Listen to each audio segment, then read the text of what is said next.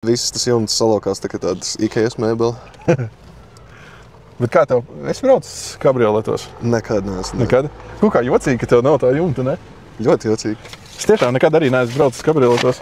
Šim vēl esot tas tur, pa vēja sargs, kuru paceļot, braucot, tu nejūti to vēju vispār. Jā, tas ir kā tu braukt ar jumtu, tā man saka cilvēki vismaz. Vienīgi es neesmu pāri.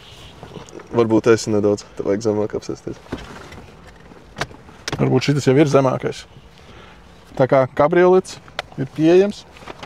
Auto pats pa sevi kā jau C70 pa lielam, Volvo. Pārliecinoši. Sezona sākās, sola labu laiku. Tā kā, kāpēc ne kabriolets? Jā, robotu jumts ir, ja tev ir kabris, tev vajag robotu jumtu. Tas nevar iedomāties katru reizi, kad tu gribi nolaist pašam ņemties un kāpt ārā no mašīnas un kaut ko skrūvēt. Vajag jāparedz, tad ir laikapstākļi. Arī. Kurš tad tos var regulēt? Neviens.